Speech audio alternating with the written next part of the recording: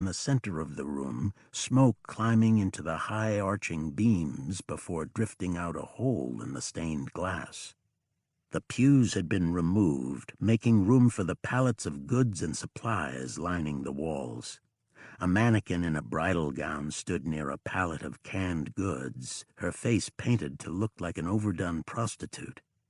Muted light from the stained glass combined with the fire to cast deep shadows, and motorcycle boots echoed across the marble floor. Where the altar had been, now rested a heavy Gothic chair of intricately carved dark wood, pilfered from the Regent's Hall at the university. A pair of human skulls had been wired to the uprights at the top of the chair. Little Emer climbed 3 marble steps and dropped into his royal seat. The other bikers settled on the steps as Titan produced a 6-pack of warm beer and Red Hand lit a pair of fat joints. Their weapons, a collection of assault rifles, sawed-off shotguns, handguns, and axes, littered the steps around them. They bullshitted about nothing in particular for almost half an hour before a pair of dirty men in need of shaves walked in, marching the captive from the post office between them. His hands were bound, and the blood from his ears had dried. They stood him at the foot of the marble steps and then backed out of the room. The man stared at the big biker in the throne and lifted his chin. "What's your name?" the biker leader asked. When he cocked his head, showing the blood running down his neck, Emer laughed and yelled the question. When he spoke, it was in a too loud voice. "Oliver Fields." "What did you do before the plague, Oliver?" "I was an office manager at a lumber yard." Emer looked him over. He was dirty, like most people these days, but he could tell the man had at least made an attempt to take care of himself. He had a solid build. Otherwise, he was a plain-looking man in his 30s. "Did you have family at the post office?" Emer yelled. He shook his head. "What to do with you?" he murmured, making the man squint and lean his head in. He drummed his fingers on the arm of the throne, and then in a loud voice said, "What will it be? Fighting, fetching, or feeding?" The men on the steps chuckled. Oliver Fields drew back a step. Briggs spoke loud enough for him to hear through damaged ears. "You're a big boy, strong. I could give you a weapon and put you on the wall, but I don't think I want you armed after what happened at the post office. And you passed up your chance to join us." Oliver looked at the floor. "I could put you to work, have you cook and clean and empty the shitters." Little Emer smiled, that beautiful smile. "And then there's feeding. We could leash you to the dog runs afterward." "I vote for feeding," said Red Hen. "Me too," Stark yelled. The man's head snapped up, his eyes narrow. "Touch me and I'll break your necks." The bikers exploded with laughter. Braga tossed his shoulder-length hair and made a sharp snapping sound with his teeth. Little Emer looked past him for a moment and then held up a hand. "Oliver, hold that thought." He motioned to the 2 men who had entered the far end of the chapel. Lassiter and Rousseau approached the throne, rifles slung. Both nodded, almost a bow, as they stopped before the pack of bikers and the big man on the skull-tipped throne. "You made it back," said Little Emer. On the steps, Titan shook his head. He had bet that they wouldn't and would have to pay up. "We saw a helicopter," Lassiter announced. "Not the one you shot down, another one." Rousseau was nodding beside him, and the 2 men explained where they had been and what they had seen. Briggs's good humor slid off his face, replaced by a frowned and brooding forehead. He waved the 2 men out without further conversation. The biker leader looked at his men, who exchanged glances. A second helicopter. What did it mean? Little Emer decided he would have to talk to his daddy. The warlord looked back at the man standing at the foot of the altar steps, and his eyes hardened. "Break my neck, right?" The corner of his mouth lifted. "Oh, you're definitely fucked." He glanced at his men. "Let's get Oliver started on his new career." Stark and Braga seized him at once, and the man began to thrash and fight. Red Hen punched the man in the head until he went limp, and then the bikers dragged him out of the chapel. Little Emer Briggs followed with his hands in his pockets, thinking about helicopters and his father. He sighed, hoping that a little fun with a new captive would improve his mood. It usually did.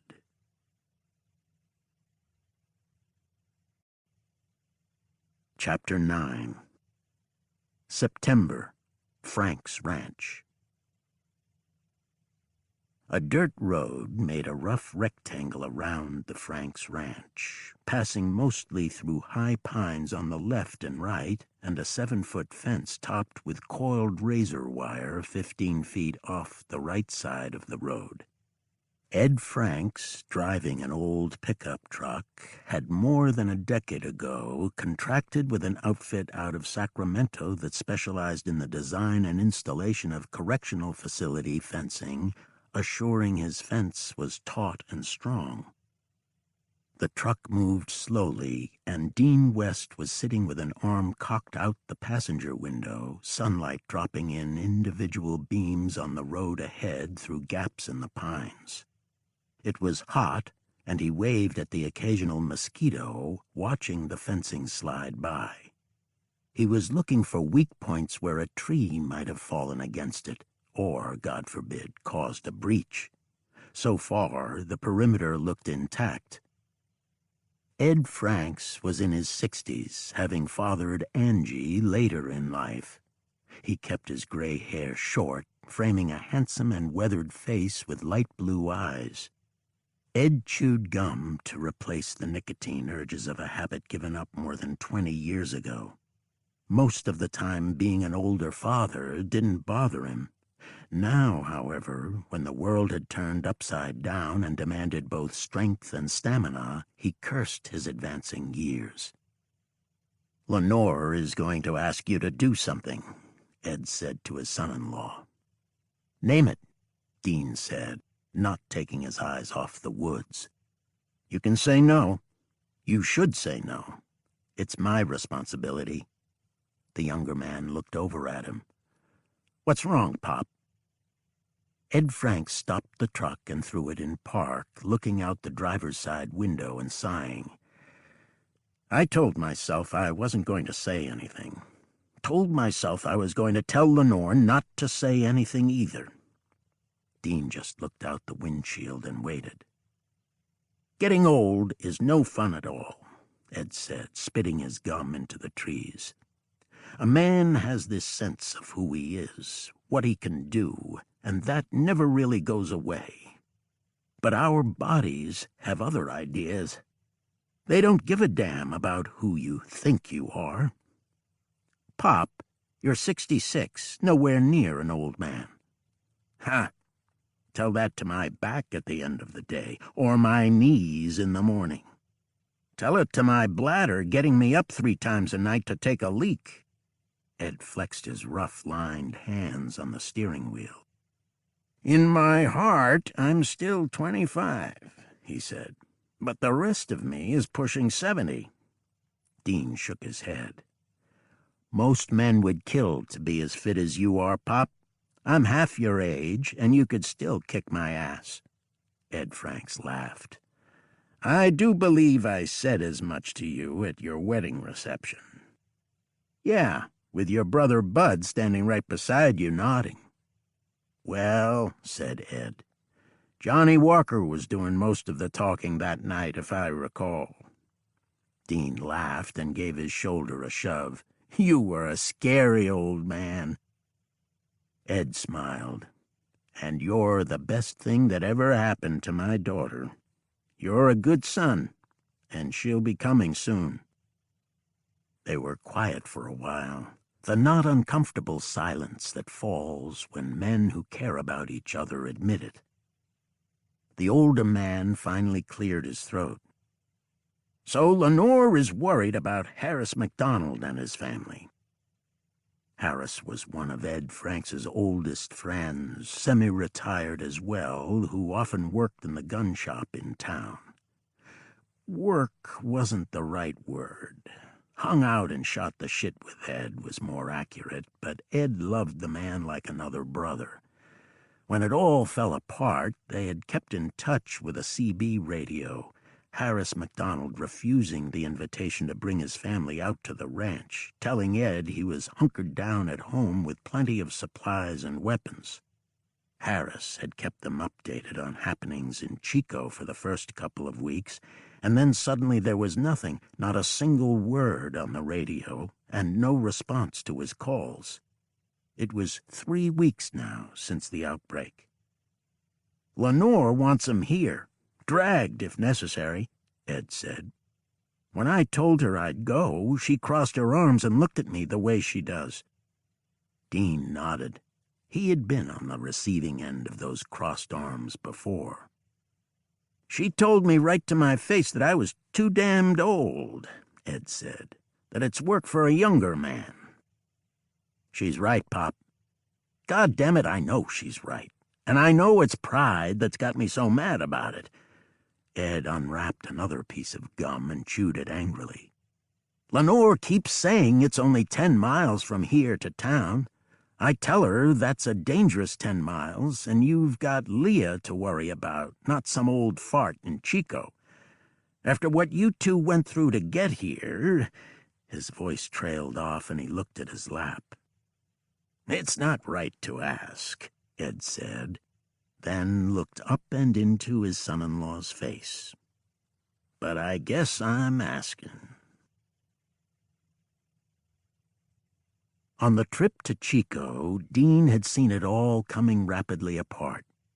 County workers had been erecting roadside signs that warned of contagion, and sheriff's deputies were telling people not to attempt entering the little towns north of Sacramento. National Guard roadblocks forced him onto side roads or to turn around completely, causing him to backtrack to find another way north. He had seen parties of men in hunter orange patrolling the roadsides and seen the dead as well on those same roads. They were the worst, shuffling corpses that had once been people with lives and hopes, now predatory cannibals gnashing and thumping at vehicles as they went past, taking down those foolish enough to be out on foot. Dean had seen plenty of that, too. Leah needed 2 potty stops, spent time playing with Wawas, sang some songs, demanded animal crackers once, and had grown crabby another time before finally dropping off to sleep in the car seat.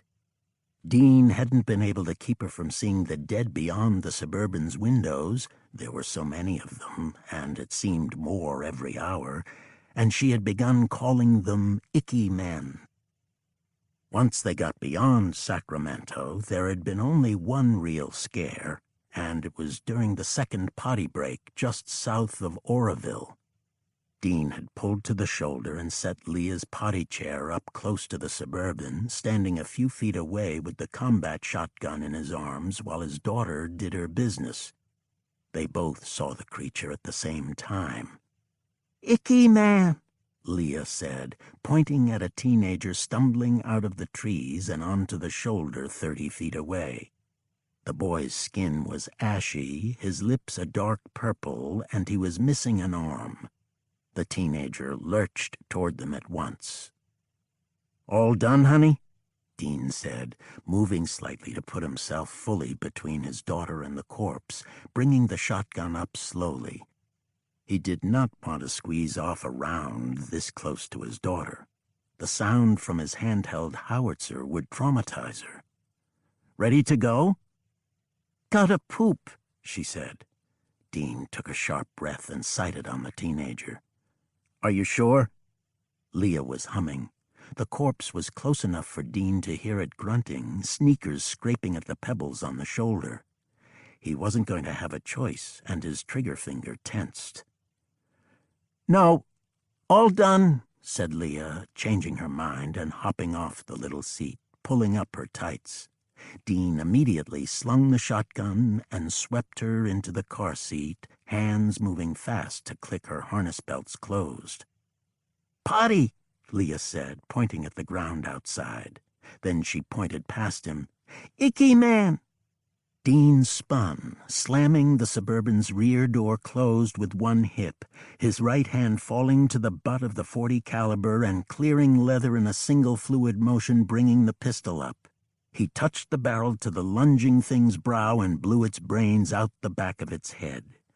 A moment later, he was in the driver's seat, starting the engine. From the back seat, Leah said, "Did you shoot the boom-boom?" "I sure did, honey. Was it too loud?" He had hoped the single shot had been somewhat muffled through the glass. "It's okay," she said. Dean dropped the gear shift into drive. "Daddy, potty chair!" He braked, sighed, and got out. Now, sitting on this quiet dirt road beside his father-in-law, Dean smiled at the potty zombie episode, not at what he had done, but at the resilience of children. There had been no more incidents after that, and he had gotten them to Chico safely. Though the world was falling down, here on the ranch they were untouched. But now Ed Franks wanted him to go back out there to look for a family friend who might or might not still be alive. "I'll go this afternoon," Dean said. Ed shook his head. "Tomorrow morning will be just fine. I want to finish checking this fence. He choked for a second. "Thank you." Dean smiled and patted the old man's knee. "Don't worry, Pop. If old Mac is out there, I'll bring him back." When Dean stepped onto the porch in the morning, Leah was sitting with her grandmother, playing with a stack of plastic blocks, her stuffed walrus within easy reach. She had settled in well at the ranch, and its remote location had been a blessing. The dead made it as far as the fence in the woods and remained there until Dean or Ed came by to clear them off. Leah had seen none of it. Their only visitor had been Halsey, the caretaker over at the Pepper place, and one of Ed's friends who had come by once to check on them. Ed had long ago given them the code to the heavy maglock-secured gate on the ranch road. Lenore tried to insist Halsey come bunk with them, but he had politely refused. He was a man who looked after himself, and Dean liked him. Sitting on the floor of the porch with her granddaughter, Lenore Franks looked up at Dean and smiled, her eyes showing gratitude and worry. Even at 60, she was a striking woman. Ed Franks pulled the Suburban around front and loaded it with a spare fuel can and a couple of plastic jugs of water, placing Dean's combat shotgun in its dashboard mount. "Thank you," Lenore mouthed, and Dean gave her a smile and a kiss on the forehead. Then he picked Leah up and gave her a loud kiss on the cheek and a hug. "Daddy," Leah yelled, squirming and laughing, "you're scratchy." Dean ran a hand across his whiskers and smiled.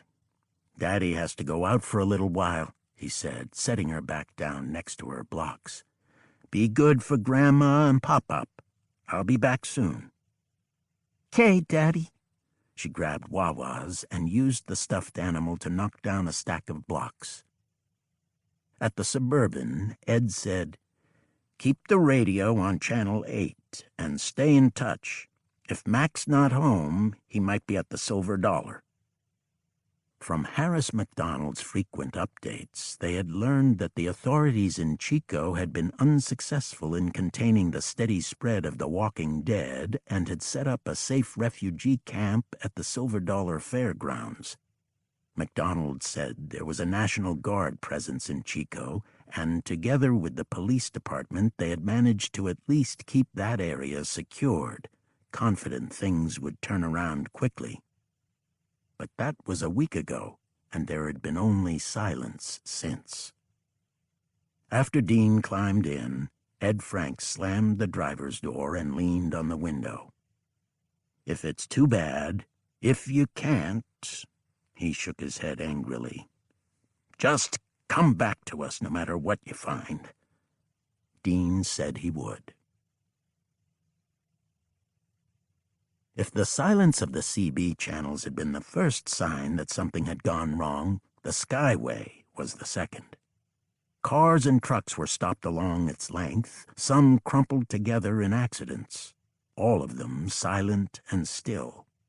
At one point, Dean saw that a fire truck had run off the road and down the embankment, its grill twisted around a pine tree.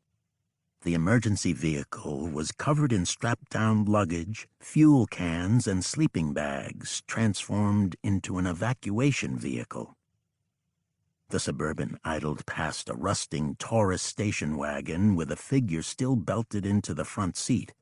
A fat black crow exploded out the open window in a storm of feathers, making Dean jump and jerk the wheel. The decaying corpse in the station wagon's driver's seat rolled its head to the left and looked out with a pair of holes where its eyes had been, jaw working soundlessly. The warm morning air was scented with pine, but, like a cheap odor spray, failed to mask the greasy aroma of spoiling flesh underneath. The scent drifted out of the cars and in through his windows, and Dean was soon forced to buzz them up and turn on the air conditioner. It helped, but only a little. The smell of rot wasn't only coming from the cars. It wafted off the corpses walking slowly along both the inbound and outbound lanes. Figures dressed in shorts and T-shirts dragged themselves across the pavement, weaving among the stopped cars and trucks.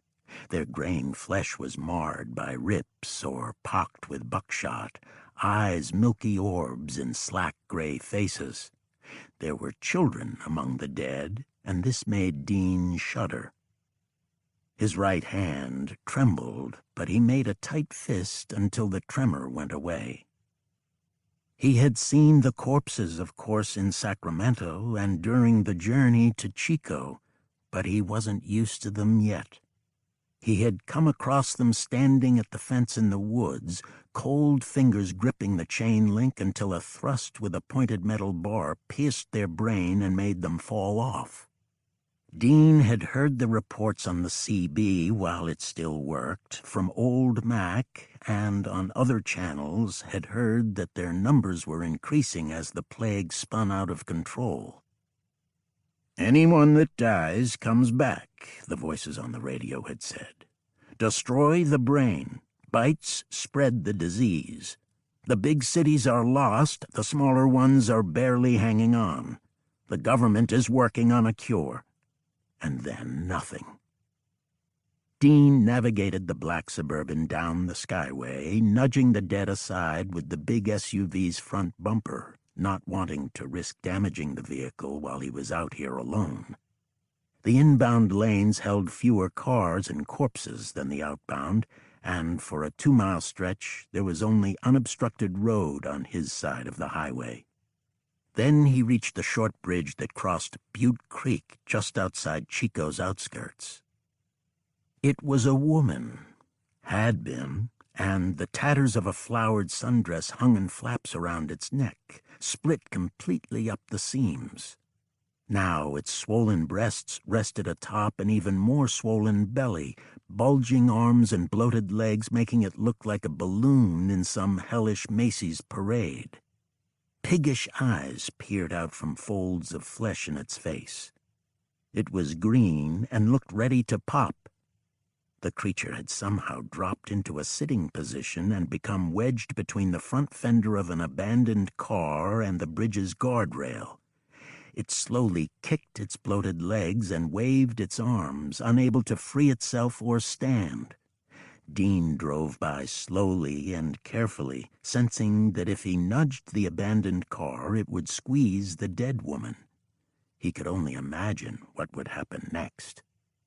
The bloated green corpse behind him now, he checked in with Ed and Lenore on the CB, telling them what he was seeing, but not about the green woman. He was told to be careful and get back quickly. Dean's questions about what had happened to Chico were answered first by the complete absence of moving vehicles on its streets. The city's fate was next apparent in the form of boarded-over windows, biohazard warnings, and abandoned roadblocks. The sight of a coyote loping alone and in daylight down the skyway, completely without fear, told him more than a radio broadcast. The occasional wandering corpse seemed almost like a sideshow compared to the boldness of the coyote. The Suburban passed beneath the Route 99 overpass where someone had spray-painted "End Times" on the concrete. He continued as the road became Park Avenue, the Silver Dollar Fairgrounds appearing on his right. He did not see that less than a mile behind him, a column of trucks, SUVs, and motorcycles, followed by a boxy military vehicle, rolled out from Notre Dame Boulevard. They turned onto the skyway and headed into the canyon. Dean slowed, unable to take his eyes off the fairgrounds. The place Harris McDonald had reported was a safe zone for refugees. When the fair wasn't in town, the Silver Dollar was a local speedway, an oval track with spectator stands, all within a high fence. There was no racing now. Instead, the track was crowded with campers and motorhomes, cars, trucks, and military 6x6s. There were ambulances, fire trucks, and a trio of delivery vans from a local party rental shop. The grassy infield was filled with tents of all shapes. Army field tents, nylon camping tents, canvas Red Cross structures, and white canopies from the party rental trucks, once used for barbecues and weddings, now converted to refugee shelters. The fence had collapsed in a dozen places.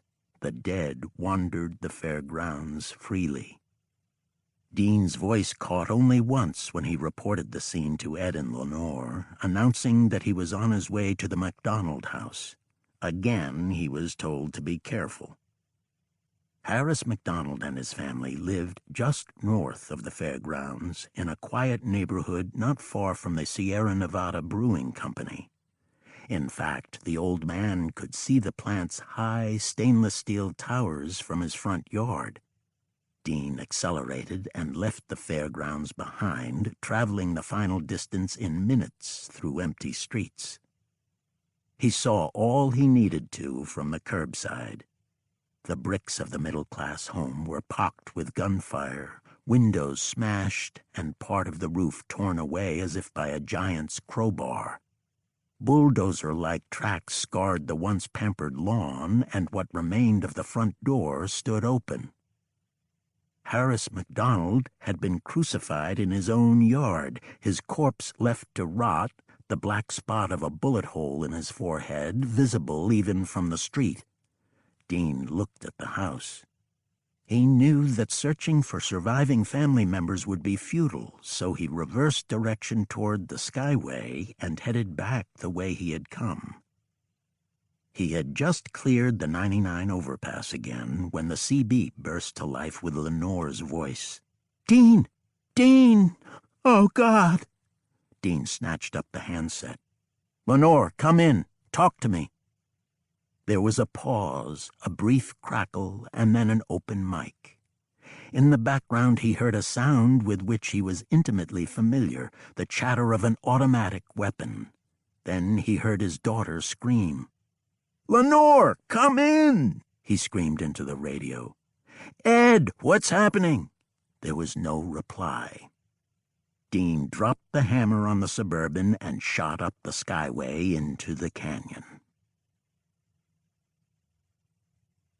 The chain of events that led to what happened at the Franks Ranch would have been difficult to predict, but it almost certainly began with Angie West. Angie had always thought the family bunker, so well stocked with supplies and arms, was a secret. Its existence, however, was revealed 2 years earlier to the wrong people by her own loose tongue.